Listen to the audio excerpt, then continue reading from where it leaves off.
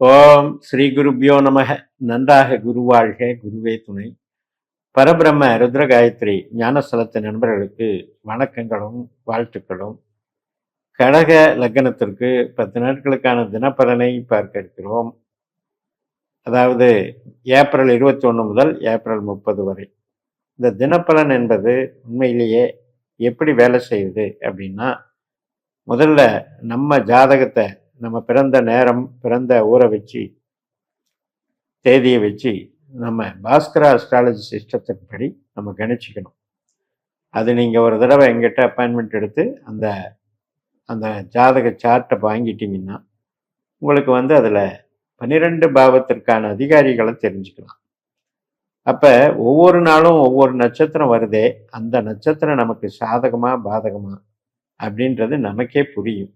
அப்போ நம்ம எந்த காரியத்தை எந்த நட்சத்திரத்தில் செய்யலாம். சில பேர் பார்த்தீங்கன்னா உறவுகள் சம்மந்தப்பட்டது, மூளை உழைப்பு சம்மந்தப்பட்டது, ஆன்மீகம் சம்மந்தப்பட்டது, ஆரோக்கியம் சம்மந்தப்பட்டது, அதுக்கெல்லாம் ஒரு குறிப்பிட்ட நட்சத்திரம் இருக்கு. ஒரு சிலருக்கு அது நெகட்டிவாக இருக்கும். அதாவது 8ஆம் இடம், 12ஆம் இடம், இது மாதிரி உபாதைகளையும் கஷ்டங்களையும் கொடுக்கறதா இருக்கும். அப்போ அது நமக்கு என்ன செய்கிற நட்சத்திரம்னு தெரிஞ்சாதான் நம்ம அதிலிருந்து நம்ம தப்பிக்க முடியும். அல்லது தொழிலுக்கு சப்போர்ட் பண்ணுற நட்சத்திரம் உறவுக்கு சப்போர்ட் பண்ணாது. அதனால் எந்தெந்த செயல்பாட்டை எந்தெந்த நட்சத்திரம் நடக்கும்போது செய்யலாங்கிறத இந்த சார்ட் நீங்கள் வாங்கிக்கிட்டு இந்த பலன்களை கேட்கும்போது நல்லா இருக்கும். உங்களுக்கு உங்களுடைய செயல்பாடுகளை நீங்களே வடிவமைத்து கொள்ளலாம். ஏப்ரல் 21 செவ்வாய்க்கிழமை மிருகஸ்ரீஷ நட்சத்திரம். கடகத்துக்கு 11ஆம் இடத்துல இருக்கிற சந்திரன் மதியம் 1 மணிக்கு 12ஆம் இடமான மிதுன ராசியில் வர்றாரு. செவ்வாயினுடைய நட்சத்திரம். செவ்வாய் நம்ம லக்னத்துக்கு 9ஆம் வீட்டில் சனியினுடைய நட்சத்திரத்தில், புதனும் சனியினுடைய நட்சத்திரத்தில், சனியும் சனியினுடைய நட்சத்திரத்தில் செவ்வாய் புதன் சனி சேர்க்கை பலனை தருகிறது. செவ்வாயினுடைய உபநட்சத்திரமாக ராகுவும் இருக்கிறது. அதனால இன்றைக்கு ஈடுபாடுகள் மேல் படிப்பு சம்பந்தப்பட்டது, மூளை உழைப்பு சம்பந்தப்பட்டது, மற்றும் மார்க்கெட்டிங் சம்பந்தப்பட்டது, இடமாற்றங்கள் சம்பந்தப்பட்டது, ஒரு பதவியிலிருந்து விடுபடுறதை குறிக்கிறது. இது எல்லாம் ஈடுபாட்டை குறிக்கும். ஒரு கோயிலுக்கு போகிறது, குலதெய்வம், பூர்வீகம், இது சம்பந்தப்பட்ட ஒரு ஈடுபாடுகளை கொடுக்கும். பட் இருந்தாலும் இங்கே ராகு உபநட்சத்திரமாக வர்றதுனால நம்ம ஜாதகத்தில் ராகு கெட்டவராக இருந்தால் இன்றைக்கு அதுக்கெல்லாம் தடை ஏற்படும் அப்படிங்கிறத நம்ம புரிஞ்சுக்கணும். ஏப்ரல் 22 புதன்கிழமை திருவாதிரை நட்சத்திரம். 12ஆம் வீட்டில் சந்திரன் ராகுனுடைய நட்சத்திரத்தில் போகிறதுனால அந்த ராகு நமக்கு 8ஆம் வீட்டில் கும்பராசியில் தன்னுடைய சொந்த நட்சத்திரத்தில் இருக்காரு, புதனுடைய உபநட்சத்திரத்தில் இருக்காரு. அப்போ 8ஆம் இடம் அப்படின்னால ஒரு கிரகம் என்ன செய்யும் அப்படின்னா தடைகளை உண்டு பண்ணும், தாமதத்தை ஏற்படுத்தும், உடல் உபாதைகளுக்கும் நல்லது, உடல் உபாதைகளையும் உண்டாக்கும், ஆரோக்கியத்துக்கும் நல்லதில்லை, பொருள் வரவு தொழில் பலத்துக்கும் நல்லதில்லை. அப்படிப்பட்ட இடம் தான் 8ஆம் இடம். பட் என்னன்னா ராகு தன்னுடைய சொந்த நட்சத்திரத்தில் இருக்கிறதுனால ரொம்ப அதிகமான ஒரு பாதிப்பு இருக்காது. ஏப்ரல் 23 வியாழக்கிழமை புனர்பூச நட்சத்திரம். இரவு 8:57 வரைக்கும் இருக்கு.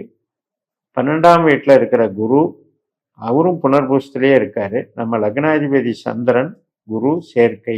ஆனால் 12 வெளிநாடு பிரயாணத்துக்கு ஏற்றது, வெளிநாடு படிப்பு சம்பந்தப்பட்டதுக்கு ஏற்றது, புதிதாக ஒரு வேலை மாற்றத்துக்கு ஏற்றது.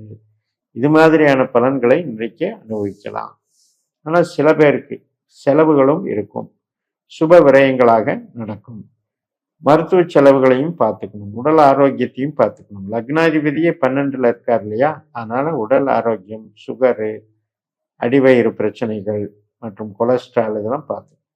ஏப்ரல் 24 வெள்ளிக்கிழமை பூசம் நட்சத்திரம். நம்ம லக்னத்துல தான் அந்த நட்சத்திரம் இருக்கு. சந்திரன் சனியினுடைய நட்சத்திரமான பூசத்துல செல்லும் பொழுது சனி பகவான் 9ஆம் இடத்துல தன்னுடைய சொந்த நட்சத்திரத்துல உத்திரட்டாதியில இருக்காரு, ராகுனுடைய உபநட்சத்திரத்துல இருக்காரு.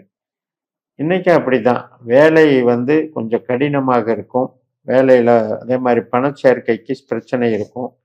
சின்ன சின்ன அபிப்பிராய பேதங்கள், கருத்து வேறுபாடுகள், நம்மளை ஒரு முழுமையாக யாரும் அங்கீகாரம் பண்ணலையோ அப்படின்ற அந்த வருத்தம், இதெல்லாம் கொஞ்சம் தலை காட்டும். ஏப்ரல் 25 சனிக்கிழமை ஆயில்ய நட்சத்திரம் இரவு 8 மணி 4 நிமிடம் வரைக்கும் புதனுடைய நட்சத்திரம். புதன் கிரகம் 9ஆம் வீட்டில் தன்னுடைய சொந்த நட்சத்திரமான ரேவதியில இருக்காரு, சுக்கரனுடைய உபநட்சத்திரத்துல இருக்காரு, சூரியனுடைய உபநட்சத்திரத்திலும் இருக்காரு. ஸோ இது மாதிரி நண்பகல் 12 மணிக்கு மேலே சூரியனுடைய உபநட்சத்திரமா வேலை செய்யறதுனால வெளிநாடு தொடர்பு பிரயாணங்கள் இது மாதிரியான அமைப்பிற்கு நல்லது. அதே மாதிரி ஆராய்ச்சி படிப்பு படிக்கிறவர்களுக்கு இன்னைக்கு ஒரு முக்கியமான நிகழ்வுகள் நடக்கும், நல்ல ஒரு வளர்ச்சி இருக்கும். சில பேருக்கு பூர்வீகம் சம்பந்தப்பட்ட வகையில் செலவுகளும் உண்டாகும். ஏப்ரல் 26 ஞாயிற்றுக்கிழமை மகம் நட்சத்திரம், அதாவது இரவு 8:26 வரைக்கும் இருக்கும். இந்த மக நட்சத்திரங்கிறது கேதுவனுடைய நட்சத்திரம். இப்போ நமக்கு 2ஆம் இடத்துல சந்திரன் இருக்கும்போது அந்த கேதுவுமே அங்கேயே மக நட்சத்திரத்திலே 2லயே இருக்கார். கேது சந்திரன் இது கிரக சேர்க்கையை கொடுக்குது. கேது நட்சத்திரத்திலையும் புதனுடைய உபநட்சத்திரத்திலையும் இருக்கிறதுனால இந்த 2ஆம் இடத்துக்கு 8ஆம் இடத்துக்கும் ஒரு கனெக்டிவிட்டி ஏற்படுது. அதனால என்ன அப்படின்னா நமக்கு வருவாய் அப்படிங்கிறதுல கேஷ் இதில் கொஞ்சம் கவனமாக இருக்கணும் அப்படின்றத பார்த்துக்கணும். 2ஆம் இடத்துக்கு 9ல் தான் புதன் இருக்கார், ஆனால் 2ஆம் இடத்துக்கு அது நெகட்டிவ். மற்றபடி இன்னைக்கு உறவுகள் சார்ந்த விஷயம், ஆரோக்கிய சார்ந்த விஷயம், ஆன்மீகம் சார்ந்த விஷயம் எல்லாமே சிறப்பாக இருக்கும். ஏப்ரல் 27 திங்கட்கிழமை பூர நட்சத்திரம் இரவு 9:18 வரைக்கும் இருக்கு. சுக்கரனுடைய நட்சத்திரம். சுக்கரன் கிருத்திகை 4ஆம் பாதத்துல லாபஸ்தானத்துல சூரியனுடைய நட்சத்திரத்திலையும் சுக்கரனுடைய உபநட்சத்திரத்திலும் இருக்கனால மனதிற்கு இனிமையான நிகழ்வுகள், நண்பர்களால ஒரு நல்ல நிகழ்வுகள் எல்லாம் நடக்கும். அனைவரும் ஒரு ஆறுதல் தர்ற மாதிரி இருக்கும், அதாவது ஆதரவாக இயங்குவார்கள். நமக்கு மகிழ்ச்சியான நாளாக இருக்கும். ஏப்ரல் 28 செவ்வாய்க்கிழமை உத்தர நட்சத்திரம். ஒரு பாதம் சிம்மத்தில் இருக்கு, 3 பாதம் கன்னியில் இருக்கு. இப்போ நமக்கு 2ஆம் இடத்துல இருந்து 3ஆம் வீட்டுக்கு சந்திரன் போறாரு.